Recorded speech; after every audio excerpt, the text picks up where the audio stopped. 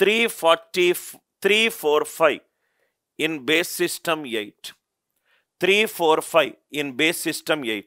ఇమీడియట్గా మనకు logic answer చెప్పే ముందు మనకు ఫస్ట్ తెప్పాల్సిన లాజిక్ ఏంటంటే, మీరు ఫస్ట్ చూడాల్సింది రైట్ ఆన్సర్ ఎలా అయినా వస్తుంది సార్, నాకు ఆన్సర్తో సంబంధం లేదు. ఇదేమో 8 పవర్ 1, ఇదేమో 8 పవర్ 2. 8 ఏమో even number plus even number. 8 power 0 ఏమో 1. 1 ఇంటూ 5 5. 5 ఏమో odd number. Even plus even is even. Even plus odd ఎంత ఆడ్. ఆన్సర్ ఏమవ్వాలి? ఆడ్ నంబర్ అవ్వాలి. ఆన్సర్ ఏమవ్వాలి? Odd number. ఇది మైండ్లో మీకు కదలాలి, ఇది ఒకటి. నంబర్ 2 ఇదేమవుతుంది? 3 ఇంటూ 8 స్క్వేర్. క్రాంతి మళ్ళీ చూడు. 4 into 8 power 1 plus 5 into 8 power 0.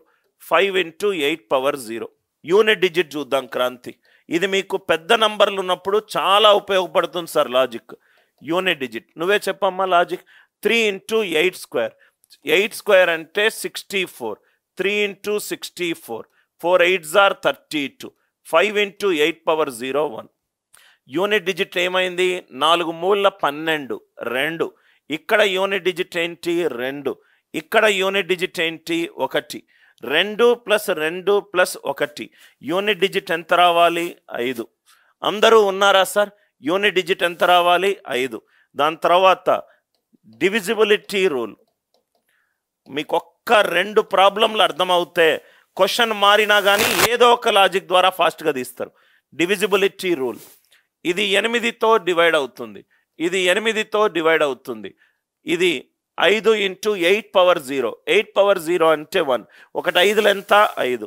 Answer 8తోటి divide చేస్తే రిమైండర్ ఎంత రావాలి? 5 రావాలి. ఆన్సర్ పక్కన పెట్టేసేయండి.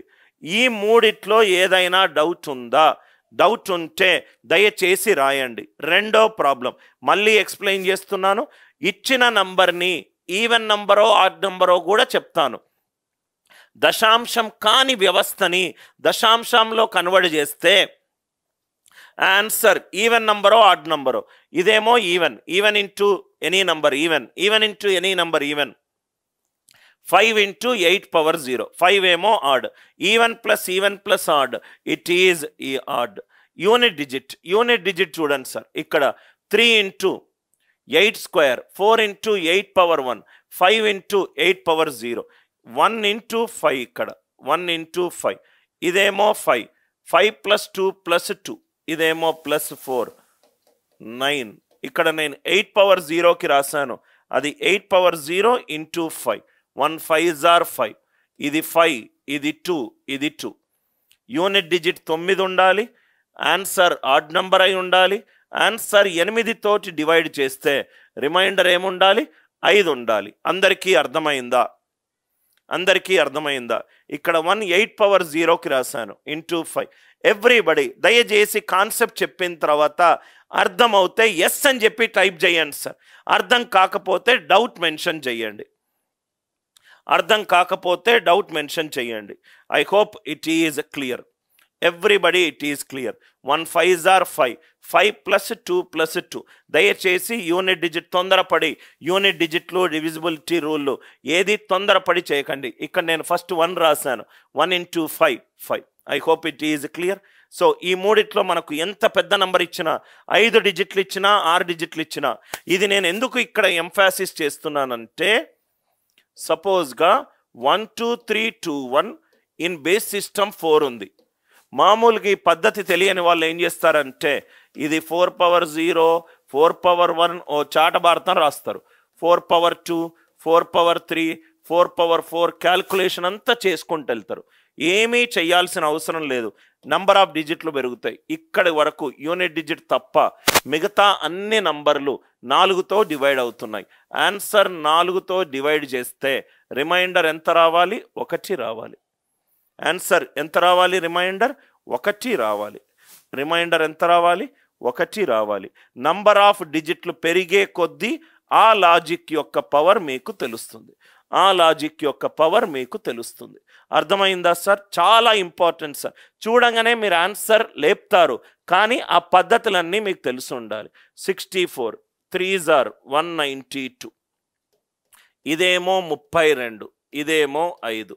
ఎంత అయింది ఆన్సర్? 224 ప్లస్ 5. ఆన్సర్ ఇంపార్టెంట్ కాదు.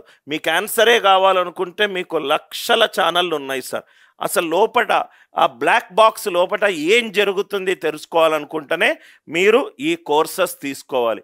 ఎవరు యాక్చువల్గా యాప్టిట్యూడ్ నేర్చుకోవాలి అని అనుకుంటే మీరు ఇమీడియట్గా మన యాప్లో 1999 కోర్స్ ఉంది. అన్ని టాపిక్లు లైవ్ క్లాసెస్ నేనే తీసుకుంటాను. అన్ని టాపిక్ల మీద రీసెర్చ్ చేసి 16-17 సంవత్సరాలు అయింది. నాకేంటంటే ఓన్లీ నాకు రోజు 12-14 గంటల్లో నాకు 30-40 పనులు ఉంటాయి. పనులు చేసినా రాష్ట్రకి ఇంకో 2-3 పనులు మిగులుతాయి.